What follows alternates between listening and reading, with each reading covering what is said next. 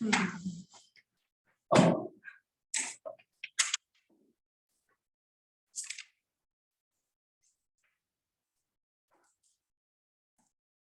everyone doing? Oh, great.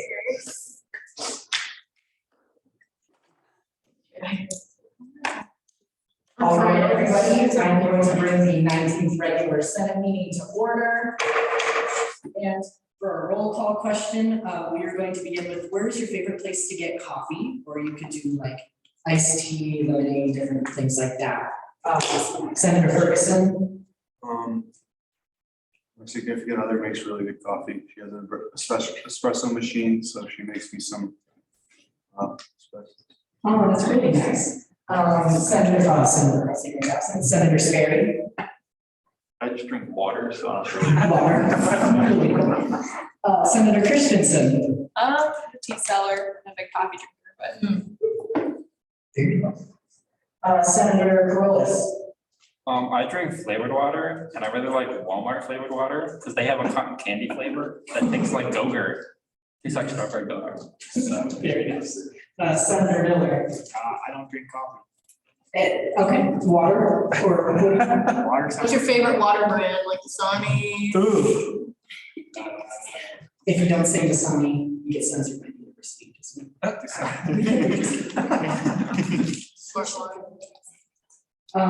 Senator Amin. I agree. Senator Myers. I'm a tea drinker, so David's tea. David's, you said? Oh, that's the one with the nylon tea bags, isn't it? Or this is the one that comes in the tin containers. Senator Tukin.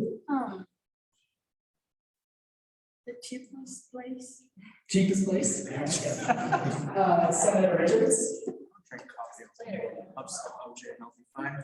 Orange juice. Yeah. I like it. Senator Duong. Scooters as well. Senator Piper. I've been enjoying Pearl tea lately. Pearl. Ooh, yeah. Senator Dodge is absent. Senator Kosky is absent. Senator Bell. There's this coffee place in my hometown that's really good. What's the name of it? Why are we forgetting the name? I can't remember the name right now. I don't know why. But it's like this tiny. It's just like Good hometown. It's a small Yeah, business. it's not a big chain. Yeah. Very nice. Senator Tukin. I like Caribou coffee. Nice. President Bennett. My doctor said I'm not supposed to drink coffee because it's bad for my anxiety, but I have since filled 3 sidecar punch cards. Ooh. Still getting coffee. I should. Vice President Strzok. I gotta go with Dunkin'. Duncan. I like Starbucks, but it's just expensive. I would say Dunkin's coffee I do like more. Director of Alumni Relations, Maddie Davis. Cabin coffee for sure. Chief Justice Parker Daniels. I'm gonna go with Dunkin'. Director of Public Relations, Rose Bergson. So I don't, if either I make it myself or somebody else has coffee like Tuesdays and Thursdays or something. Nice. Anybody in the peanut gallery want to answer? I like scooters. Scooters. Pearl tea. Pearl. Probably Dunkin'. And how about you, Andrew? We'll go with Cottonwood Canyon. Local. Cottonwood Small Canyon. business, yeah. Okay, lovely. With that, we are going to move on to the identification of the press, sadly of which there is not one. So I'll be moving on to student forum and announcements. And this evening, our Chief of Staff, Andrew Morse, is joining us to give a presentation. So it's definitely exciting, lovely. So everyone, welcome, Chief of Staff, Andrew Morse.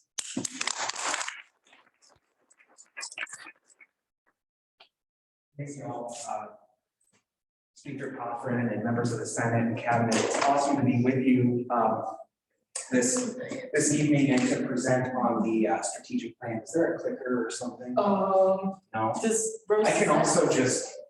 I can just click it over here. Okay. And then Rose, also, could you make the camera a bit smaller on one screen so we can see the words penned in? That's my fault, I made it too. So really appreciate the opportunity to re-engage student government in the year-long effort to create the university's next strategic plan. I want to back up just a little bit on the process because the context of this current strategic planning process is really important. And really, although the planning process for the vision, mission, goals, strategies for this current plan began in the spring of 2021, the groundwork, the frame setting for the current plan really began 3 years ago.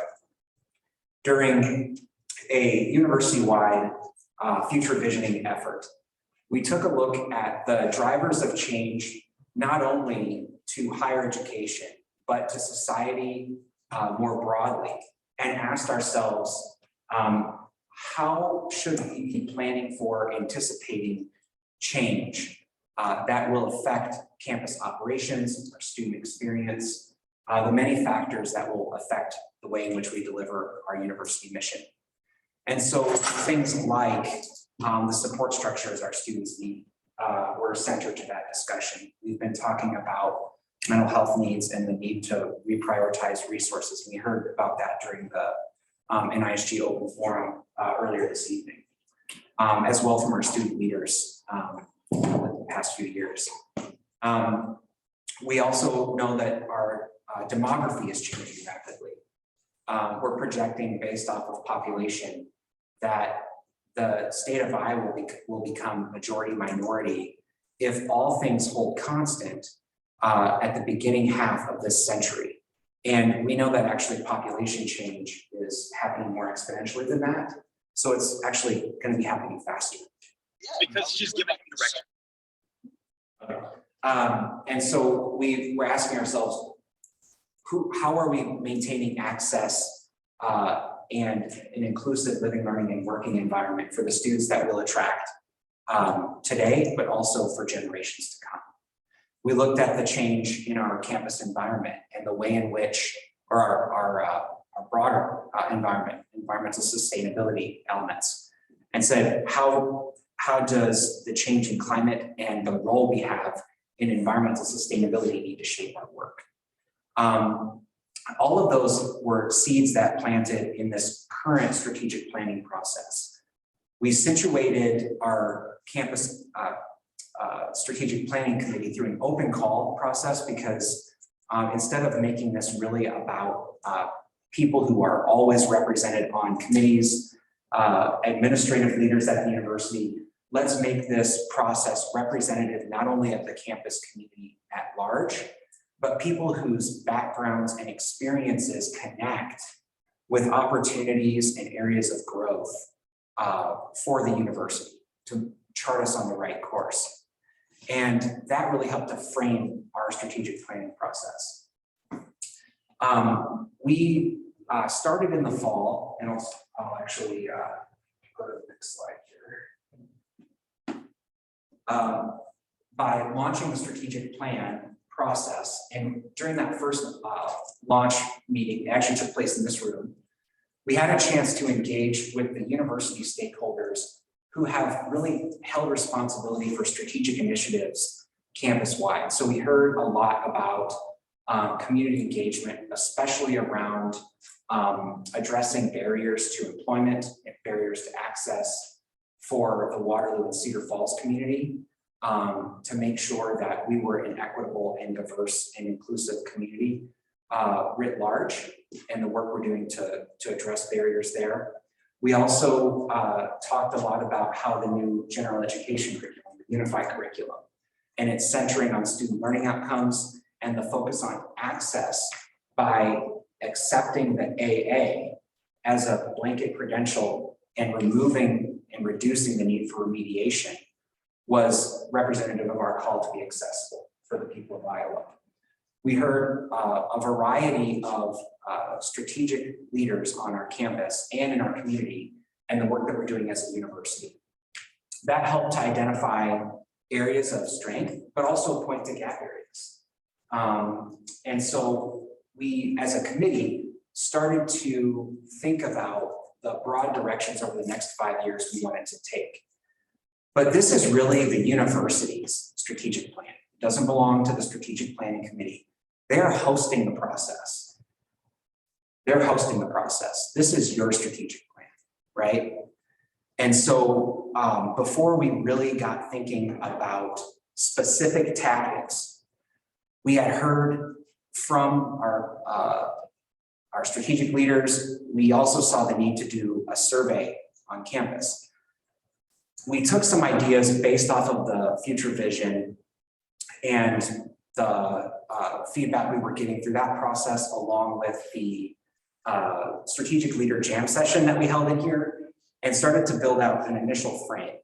Then we shared, based on that feedback, an initial vision, mission, and some draft goals and underlying potential strategies that lined up with our future vision, and sent that to campus for input. So in November, we were pestering all of you with a prompt for survey input.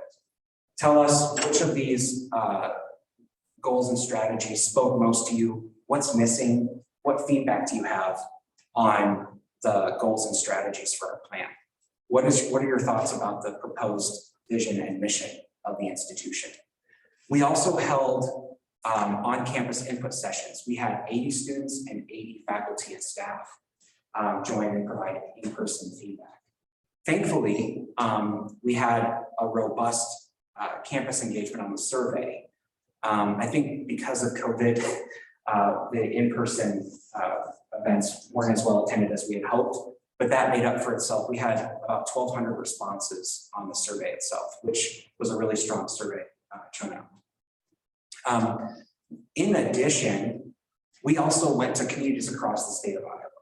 So we held input gathering events in Des Moines, Cedar Rapids, Sioux City, and we held in 2 in Waterloo, one with at the UNI Center for Urban Education, and then we also held one with business and community leaders to get a sense of what our industry partners think the university ought to be doing as well.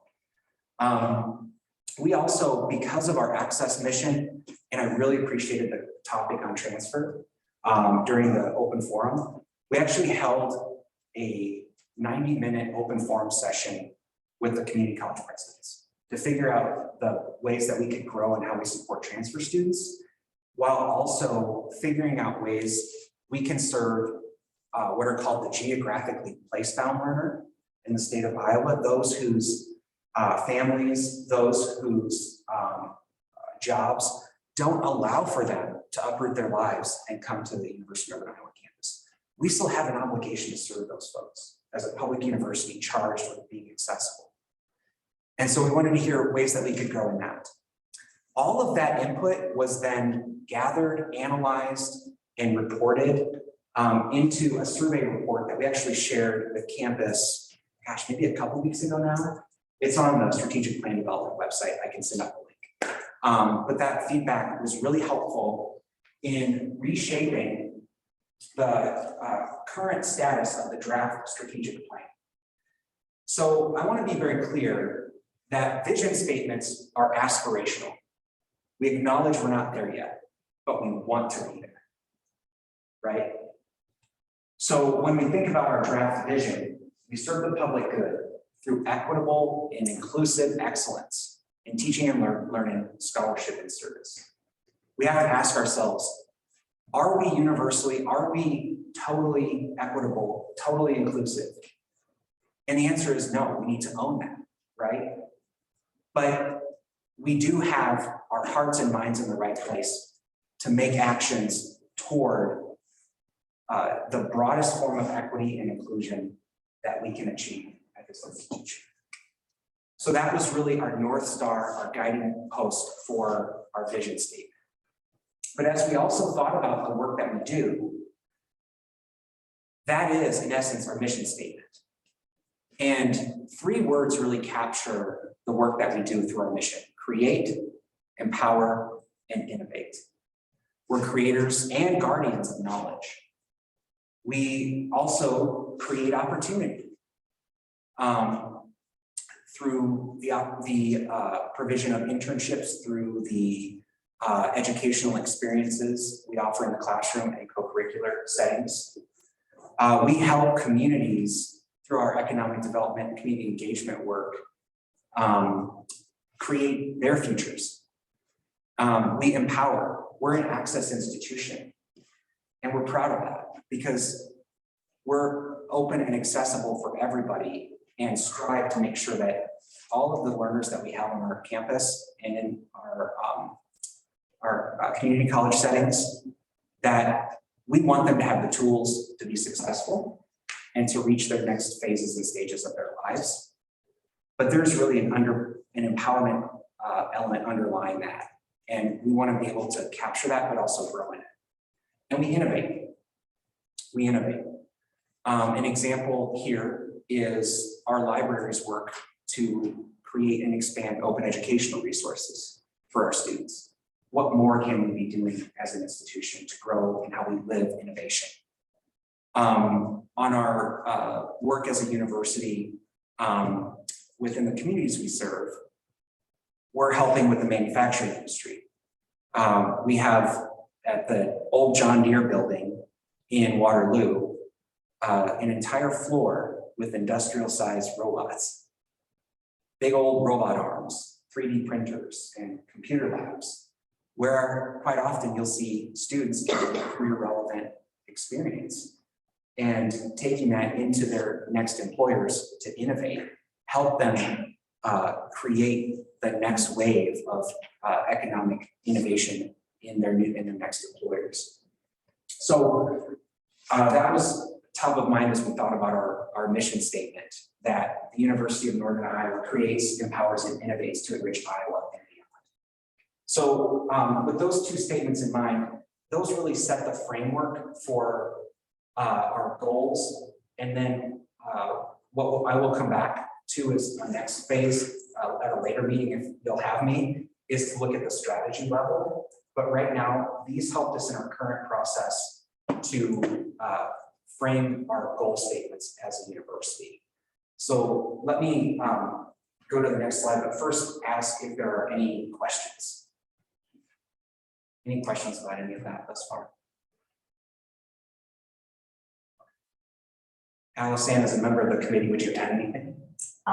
We spent a lot of time wordsmithing these, but it's been a really good process. I think behind the scenes, there have been so many conversations about how, as an institution, we serve like public, since we are a public institution, that would make sense. But I think a lot of that just comes from like, where are we currently, where we want to be, like Andrew said, this is our mission statements, and this predominantly. So I know one thing we talked about that we had to talk about fairly often was like, this isn't the like how we give it, like this isn't like, we haven't gotten to that point yet, but this is like the baseline of like what we're working to and like why we do that. So we get to the how and the what later.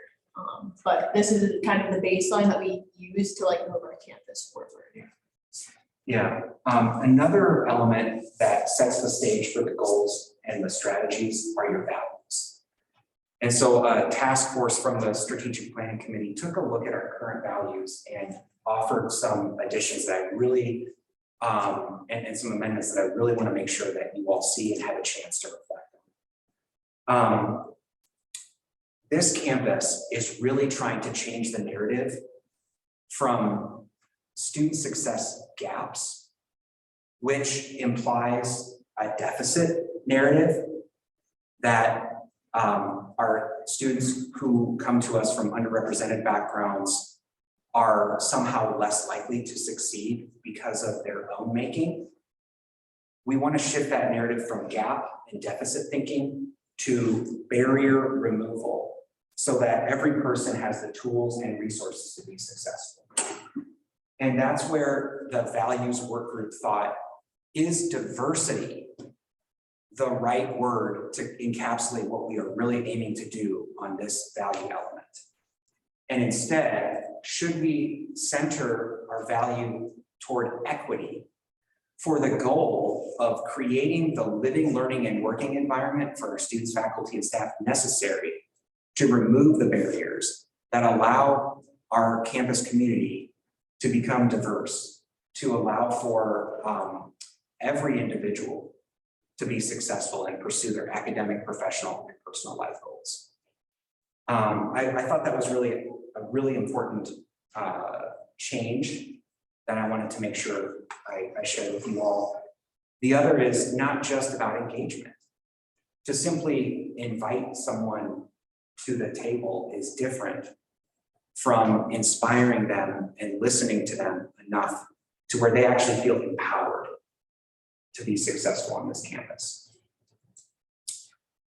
Instead of accountability, that's part of it, but really this is about showing up and doing what you say you're going to do and doing the right thing. And through having integrity, you'll have accountability. We are also very intentional about weaving equity and diversity throughout the values, mission, vision statements, and you'll see them represented in the goal areas as well. Anything you'd like to ask about the value statements? So together, these help to set the framework for our goals and strategies. And so tonight I wanted to make sure that we talk about the goal statements, and then in an upcoming meeting, we'll talk about the strategies underlying those. So goal 1 is about creating equitable, diverse, and inclusive opportunities. And those are really the steps we need to take as an institution to address barriers that allow people to achieve their academic, professional, and personal life goals. Goal 2 is really about our community engagement profile and the work that we do, not only through the economic development work I shared, our community engagement work, but how we're actually engaging our students in real world, relevant learning experiences that also help connect to community needs. So that internship, making sure that it's not only connected to a particular community need, that it also is relevant and impactful to that learner who engages in that experience. Innovate for learner success. Higher education across the United States was built to serve a traditional student. Be on campus, be here for 4 years type of learner, right? The new normal of today's student, and I use that term very loosely and almost just kind of for conversational purposes. Half of our students in higher ed come to us from what has traditionally been classified as an underrepresented background.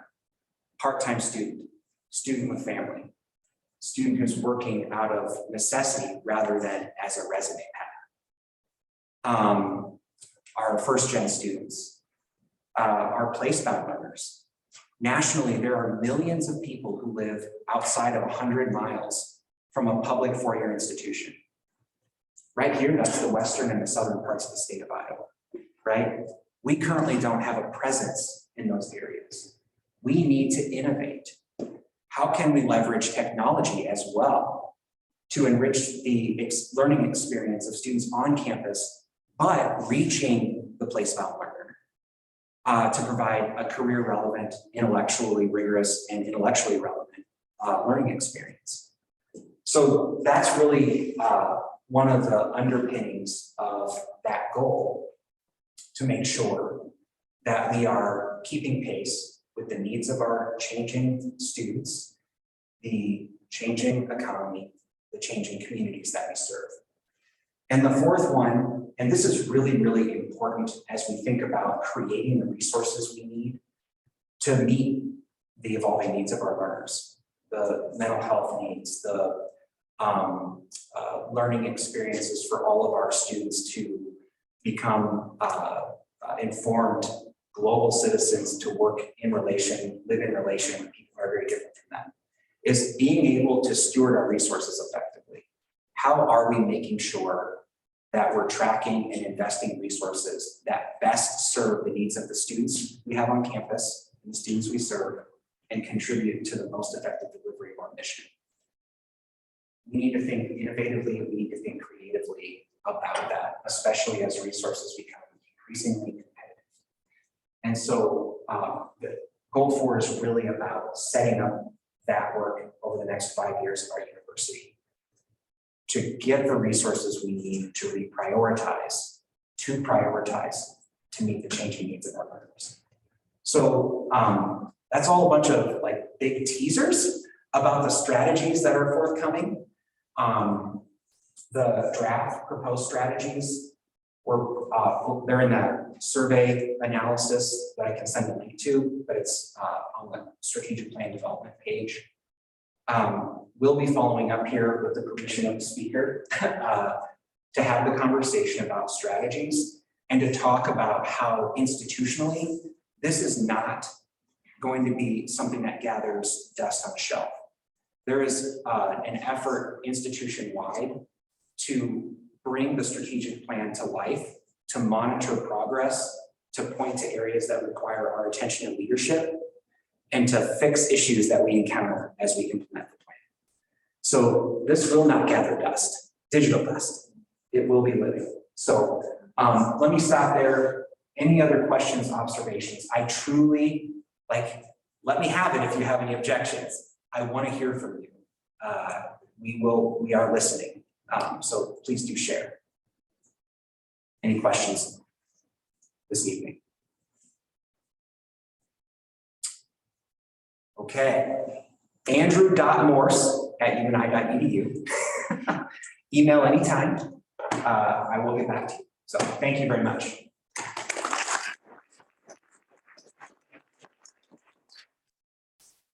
All right, perfect. Yeah, definitely, NIHG, the point is to create a positive change at our university, and to truly create positive change for students is to care about the students that will come in the future. So that's why definitely the strategic planning committee is doing great work. And I give them all the props that they deserve. So thank you very much, Andrew. And with that, we'll move. Are there any other motions for student forum or announcements before I move on? All right. If not, I'll move on to call for changes to the order of the day. Are there any calls for changes to the order of the day? Going one more time. And with that, I move on to the approval of last meeting's minutes, 18th regular Senate meeting minutes, brought to you by our Deputy Director, Caroline Christensen. Is there a motion for approval? Motion to approve. Second. All right, thank you very much. All right, with that, we are going to move on to our guest reports, beginning with the report of the Judicial Branch given by Chief Justice Arthur Daniels.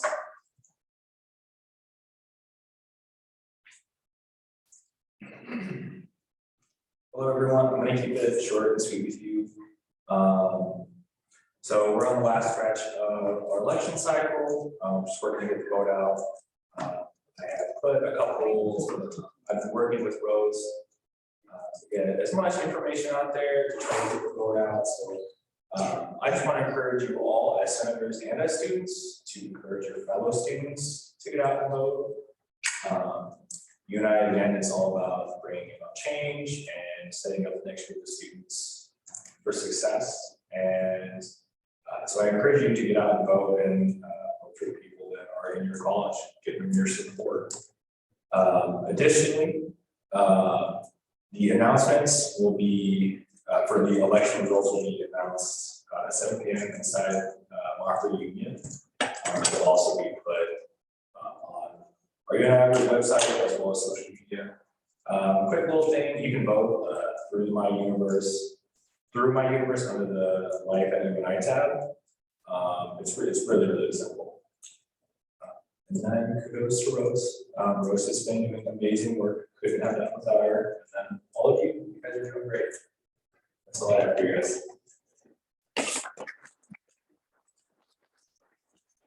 Thanks, Chief Justice Daniels. And with that, we'll move on to the president report given by President Samantha Bennett. All right, party.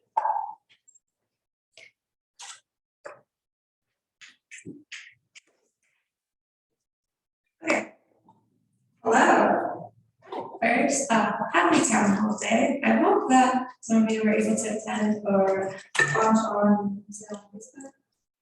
Yeah, great. Okay, so what I've been working on. Of course, you guys have probably heard quite a bit from me by now about the mental health support for athletics I've been working on. I did have an update for you in terms of another route that we're going for some additional funding. Andrea Coelho, she contacted me last week about a potential additional funding opportunity. And you can click the link to learn more about exactly what it is, but I'll try to give a quick explanation. It's a grant where they only accept the first 4,000 applicants. It opened at noon today, made it in the first 4,000, so already. From there, we'll find out, I think the week of April 18th, whether we make it to the next round, which it'll go from 4,000 to 200. So, ooh, but if we make it to the next 200, it goes to a public vote. Ooh, where the top 100 of that, so 50-50 odds, get $25,000. So that's pretty great. If we make it to the 200, I'd like to think we have, you and I knows a lot of people, and there's a lot of people here, and we all just vote 10 times every single day, which is the max amount we're allowed to do. I would like to be optimistic about our odds then. It's just the 4,200 odds. So fingers crossed, I'll update you as soon as I hear any news. But probably won't be until April, maybe even after my term's over. Oh my gosh. Yeah. Okay, well, I'll still update you, don't worry about it. And then also, semi-related, the research at the Capitol there, I think it was in my last report that I gave by proxy. So this will be Monday, I'll be at the Capitol for a poster presentation over my work I've been doing for my thesis for that mental health of our student athletes. You can see the poster that I made. It's pretty sweet. I would love y'all to want to look at it. Yeah, I got printed, it's laminated, it's pretty cool. So I will be showing that to legislators, telling them about the work being done there, and hopefully they'll be feeling generous after hearing about what money will be used for in that sense. Anyways, VP of Student Life Search. That they had the candidates here last week, as hopefully you guys all saw. So I was approved the luncheons with each of those 3 candidates, so I was able to meet all of them. I provided my feedback. Check out the 4 recordings if you have not yet and you're curious about the candidates, or if you weren't able to attend them. And overall, I just feel confident you guys are going to have a great VP of Student Life for you all. So I believe you guys will be able to foster a strong relationship with them. And that should be something to look forward to. Anyways, as always, we have the comment is available as well as my music. Not a new episode today, but you guys can check out all those in the meantime if you haven't listened to it already. Also, I wanted to plug, I do have my own radio segments at 10 a.m. on Tuesdays. It's really cool. I like DJ and like talk and stuff. And also, I'm waiting to get the date officially confirmed, but if you want to listen to me talk about the Backstreet Boys for 3 hours straight, that'll be Friday the 25th, starting at 9 a.m.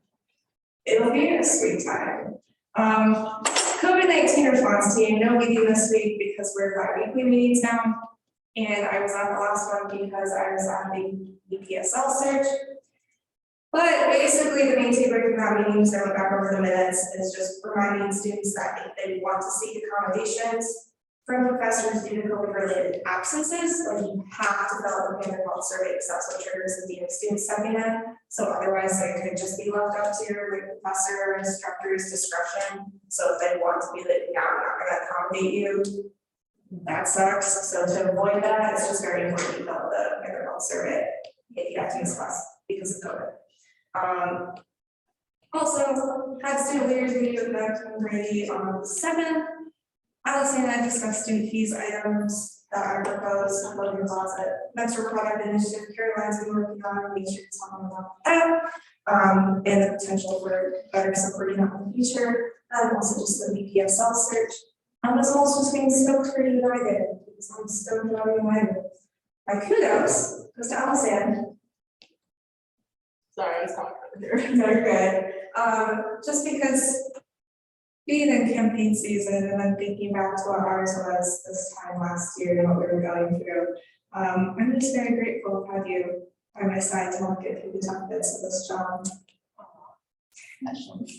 Anyways, my parting words, everything is about love, and if it isn't, it's about the absence of love. Hope y'all had a happy Valentine's Day. Anyways, that's my report. All right, thank you, President Bennett. And with that, we move on to the Vice President report given by Vice President Struck.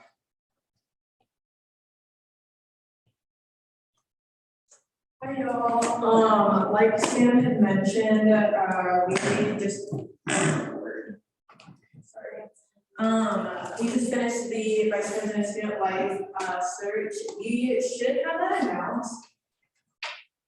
We will for sure have it announced before spring break. We're hoping though, like sometime next week, that would sometimes take longer, but we're really hoping we can get that out next week, and get it out earlier in the week rather than later, but that I will update you all as much as I can. Like I said, the 3 candidates that we had last week were Heather, Javier, and Lynn, all were phenomenal. And so whoever they pick is going to be really good. So yeah, it's been a good process. If you do have any questions, please let me know regarding the candidates. I spent plenty of time with them. Cabinet Senate, I have that on Monday. I am preparing a few different things, just since, you know, giving them an update on stuff that Sam and I have gotten done, as far as like our platform, things we've been able to do with that. I'm gonna be talking about initiatives that you all are working on. If there are any that I'm like maybe unaware of, or if you're just starting them up, please let me know. I'd be happy to bring them up, and let the faculty senate know what we're working on. I'm going to talk to them about the next administration and what their platform, the presidential platform for them is looking like. And I also noted on here the issue of safety on campus and transparency. As you all know, there was that shooting action that happened a few weeks ago on the Hill on that Saturday night. And I know it technically wasn't on UNI's campus, and we got the alert that said it was by UNI's campus. I was a little bit surprised that they didn't put out anything after, like, also saying like we keep our campus safe, or we keep our students safe on and off campus, even though it wasn't UNI students. So I'm gonna maybe mention that very briefly to them, but other than that, I know there are some folks though, especially since we have a lot of campus that live on the Hill, and also those like Hidden Valley apartments that are down there. I know we have a lot of students that live in those that were very concerned, but that'll be something I briefly mention. Legislative update, this will happen next Friday, just what it's looking like. Also, if you ever do want to hear more about state legislative, not even just regarding UNI, Under the Golden Dome is a great podcast that talks about what is going on in the state capitol. So I do suggest if that's something you're interested in, definitely listen to it. But yeah, if you do want to join online, just let me know. We can get that. Andrew's posting it, so we can get that to him, and it'd be great to see some of you show up to that.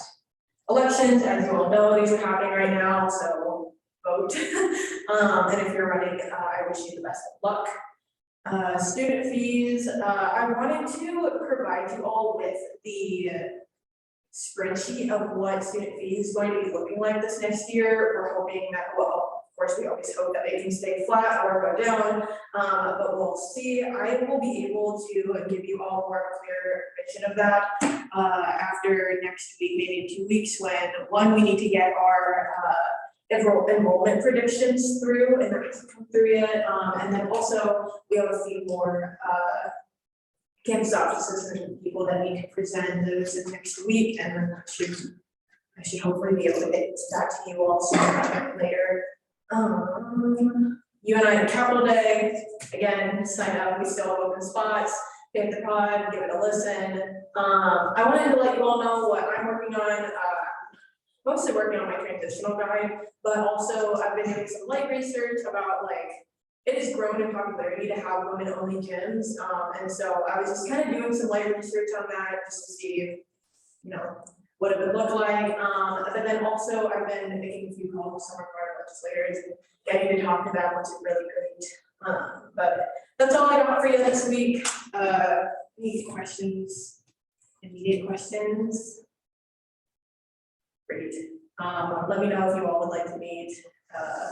I also want like any reason at all to go to David's Dumplings. So if you all want to go out and try it with me, well, I've already tried it multiple times, but if you haven't, please let me know and I will be happy to take you out.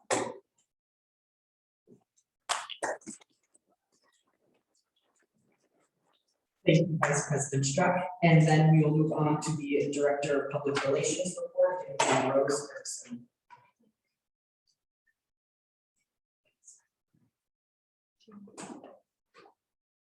Alright,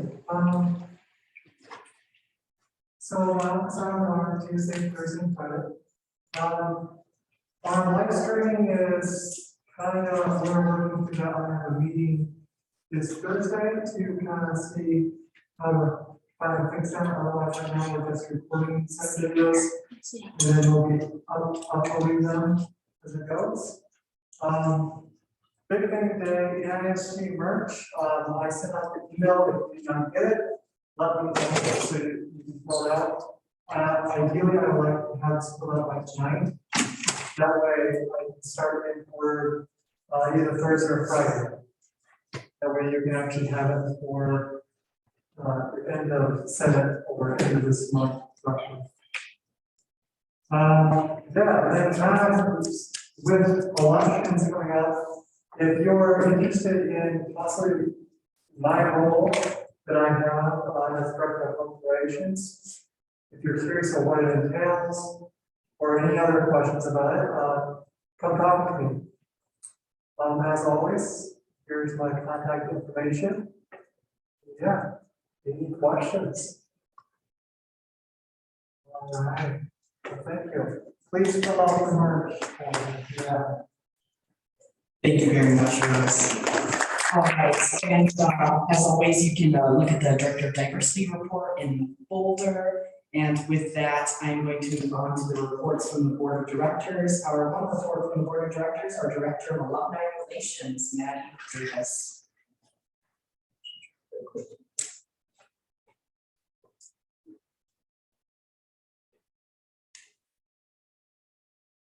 Hello, everyone. So the biggest initiative I've been working on, which I'm pretty excited about, love to hear feedback from you all, by the way. It started off, I was meeting with Sarah Craw, and she is the Student and Young Alumni Engagement Coordinator. I've been meeting with her once a month, and it's been kind of getting some ideas flowing. I went to a CATS meeting last night to get their input on this idea I have. So the idea is speed mentoring between students and alumni. So I went to NIAC before this, and I was in Women in Leadership and Learning, and we did, it's like a speed dating setup, you know, where you sit across from someone, talk for like 3-4 minutes, and then go to the next person. So it's kind of going to be that setup, but it's going to be with students and alumni. So right off the bat, you're going to make a connection, keep that connection. I'm still in contact with 3 of those women that I did that with like 3 years ago. So it's really beneficial, great way to connect. And another way to do it, even with the alumni that are out of state, is to have them set up on a laptop virtually. So as we like shift and move down the line, you're able to be talking to someone in like Arizona, for example. So we are aiming to get that Kickstart event this fall. That's exciting, very soon. It's gonna be good for you guys. Probably not here, but hopefully it goes well. And then depending on how that goes, the hope is to have 2 of those events each semester, so we can still get a lot of people connected. The target audience ideas that the CATS recommended last night were just kind of like having similar interests. So we thought that maybe by majors or groups is how we would organize it, but that's not to say if you weren't in a certain group, you could still go. It's just like these are gonna be the alumni that you're probably gonna resonate most with. But we have education, social work, psychology, out-of-state students, transfer students, non-traditional, and jumpstart students. My email's right there, so if you have any more ideas, feel free to let me know. I'm meeting with Sarah next Wednesday, so we can set up a exact plan of events for that. The next thing we talked about is to have the board travel to local schools and community colleges along with students, let's say from NISG perhaps, that because, you know, enrollment's low, so we were just pondering, what are ways we haven't utilized to get more students here? Well, we could definitely be reaching out to community colleges and say, this is a great school to transfer to. And have some of those students and alumni there to really back that up and showcase that. And then the last thing is just a transitional guide for the next guy or gal to go into this position after I graduate. Yeah, any feedback, questions, concerns, comments? Lovely. Oh, okay. No, I just wanted to ask, do you know about how many people you would try to get for like a speed dating, that kind of thing? So the goal is to have like 20 alumni, and that's including virtual. So set up in like a large room, basically, and then have seats at the other table, and then have students kind of cycling through that. And we're gonna kind of use a setup that I experienced at NIAC, which is we had like rows of students and then like different, like a really long table with who we were gonna be talking to set up, and then you just kind of shift through those, and you have like a notebook or computer or anything to write down each other's contact information, notes, advice. It's gonna be quick, so the main thing of it is just to get their contact information for you to strengthen that bond later down the road. All right. And with that, we move on to reports and standing committees, beginning with Board 5. We went over the guidelines, in our registry student works, with Mike Balladike, and then had one student registration for North. All right, lovely. External relations, we met on Tuesday, yesterday, in the great reading room. We're getting our, instead of an external relations blog, we're doing a newsletter. So we got a template for that, and we're gonna start drafting that here soon when we get more information from LLT in the next week or so. And we also reached out to Rob Library about the battling. We're trying to create like a page on the Rod Library website about like what is fake news, how to identify it, like known sources of fake news and sources of fact checking and things like that. And we have gotten replies from people from Rod Library, so we'll be working on that slowly but surely. Kids relations, they did not meet, so we do not need a report, and Gala did not meet, so we do not need a report either. So with that, we move on to our legislative docket, beginning with the controversial docket, and I'm going to allow the Gala chair to present these pieces of legislation.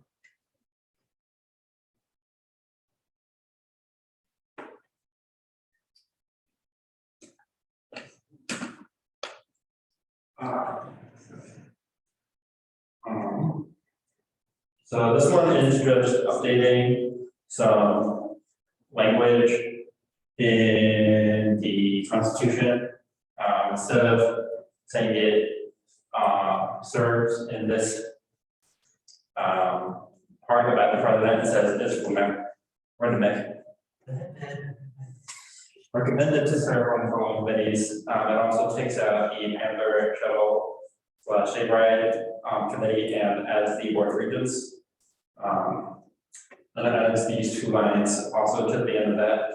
The president shall be allowed to delegate certain committee attending to the seats between the president and vice president, depending on ability and scheduling. And also has the ability to delegate duties to other officers within the executive branch. And then vice president also crosses out served and adds recommended to serve. And then it crosses out and takes away recruitment council and independent council.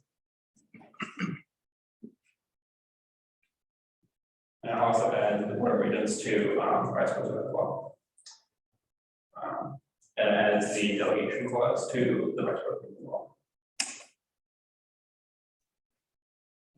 And also here as well. Thank you. That's all. Are there any questions on SSB 2022-52? This is brought back from when President Bennett vetoed it originally. So we added in this clause about delegating certain committee attendings and seats between the president and VP, depending on ability with his schedule, because that was her biggest concern. Going one more time for questions. And if there are no questions, are there any motions to be recognized for debate or amendments on SSB 2022-52? Going one more time. And if not, I reassign SSB 2022-52 to the Government and Legislative Affairs Committee for preparation for second reading at the next Senate meeting. And with that, we are going to move on to SSB 2022-53.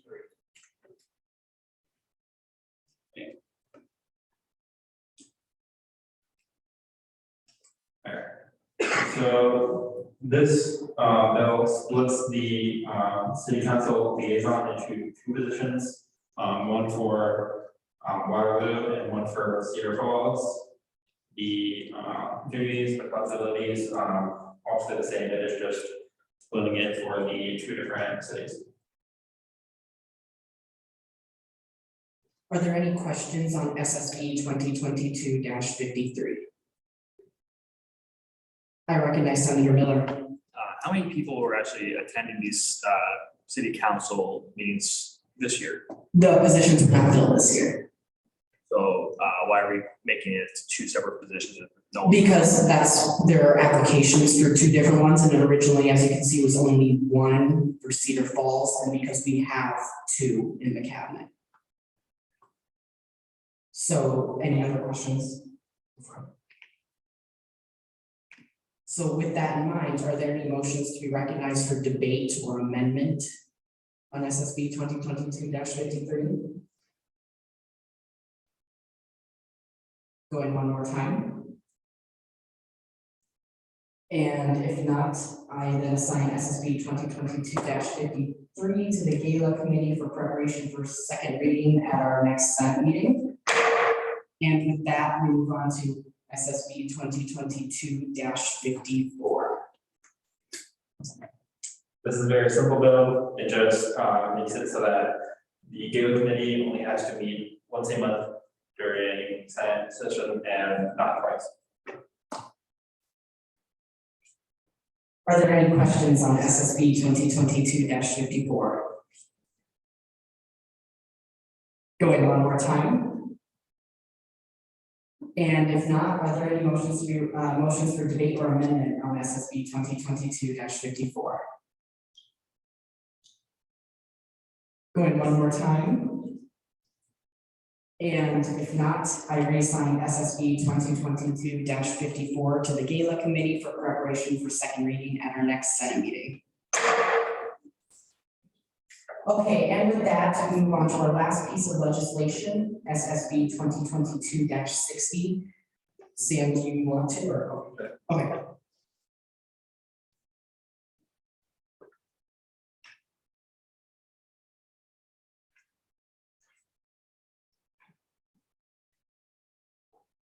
So this org is the Panther Soccer Prowlers. It is like a organized student section for the women's soccer team. So basically they will organize the fans, reach out to the fans, make sure that they're like doing, if they decide to do a white out or something like that. The ones that organize that, they have 3 executive members, I believe, and then I think 43 regular members. And they just need to get registered through NISG. So any questions? Oh, no, you're fine, that's perfectly fine. Are there any motions to be recognized for debate on SSB 2022-60?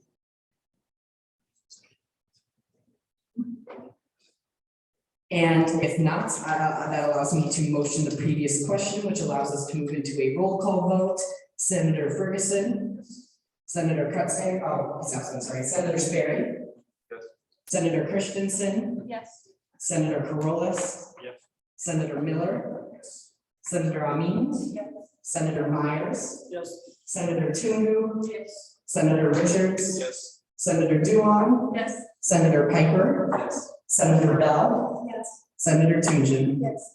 All right, and with a vote of, oh gosh, I believe it's 13-0. You know what, it just passes, SSB 2022-60. And with that, we got the old business, of which there is none. And with that, I bring the 19th regular Senate meeting to adjournment.